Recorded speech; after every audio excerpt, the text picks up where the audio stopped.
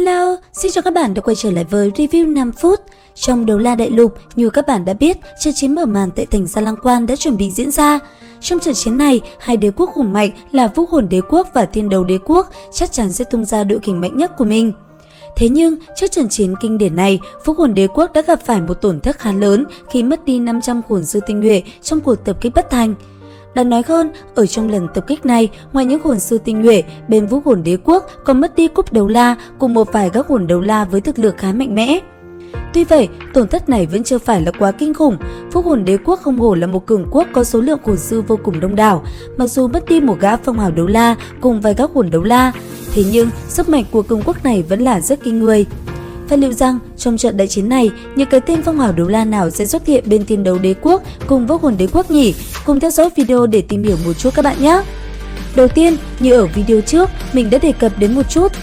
Trong đợt quân Thiên Đấu Đế Quốc, những cái tên phong hào đấu la khá nổi trội chuẩn bị dẫn quân khai chiến như Tông chủ Đường Môn, Đường Tam, thực lực 93 cấp, Song Sinh Võ Hồn Lam Ngân Thảo và Hạo Thiên Truy.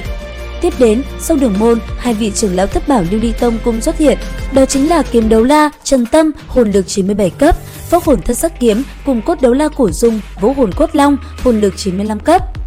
Lúc này, trưởng lão học viện Sử Lai Khắc cùng gặp mặt một vị phong hào đấu la, đó chính là Độc Đấu La Độc Cô Bác, Võ Hồn Bích Lân Xào Hoàng, hồn lực 93 cấp. Và không chỉ có những cái tên ở trên, một tông môn đã từ rất lâu không xuất hiện trong hồn sư giới, đó chính là Hạo Thiên Tông. Lần này xuất chiến, tông chủ Đường Kiếu cùng em trai Đường Hạo đã đích thân dẫn hơn trăm đệ tử tham gia vào cuộc đại chiến lần này. Và một điều đáng nói, cả hai vị phong hào đấu la kể trên, họ đều sở hữu Võ Hồn Hạo Thiên Chủy vô cùng cường đại, cùng với hồn lực cao chót vót lên tới 97 cấp. Có thể nói, đây cũng là một sự bổ sung vô cùng chất lượng cho cuộc tiến công tại thành Gia Lăng Quan. Tổng kết lại, trong cuộc đại chiến sắp tới đây, Thiên Đấu Đế Quốc tuy chỉ có 6 phong hào đấu la, thế nhưng chỉ với 6 người này, sức mạnh của đại quân vẫn là cực kỳ kinh khủng. Còn Vũ Hồn Đế Quốc thì sao nhỉ? Là một nơi sở hữu tới 70% số hồn sư trên đại lục.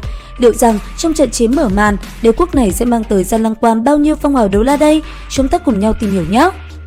Đầu tiên, hẳn là không ai thay thế được Giáo Hoàng Bì Bì Đông, nàng sở hữu hồn lực cao tới 99 cấp, cùng song sinh võ hồn là Tử Vong Chu Hoàng và Phệ Hồn Chu Hoàng. Chỉ có một điều đáng tiếc duy nhất, trong thời gian hoàn thành khảo hạch truyền thừa La Sát Thần, lúc này hồn lực của nàng đã bị áp chế chỉ còn 97,5 đến 98 cấp. Không chỉ vậy, cũng vì bị áp chế, lúc này ngay cả thân khí của La Sát Thần nàng vẫn chưa được sử dụng nó. Tiếp theo, sau Bì Bì Đông, một vị phong hào đấu la vô cùng mạnh mẽ chuẩn bị xuất hiện, đó chính là Kim Ngạc Đấu La, nhị cung phục của Đấu La Điện.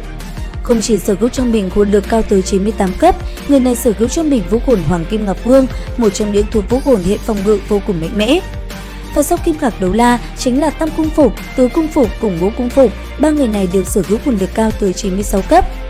Thế nhưng đáng tiếc, thông tin về họ vẫn chưa xuất hiện, chỉ đến đại chiến Gia Lăng Quan chúng ta mới được chứng kiến họ xuất chinh.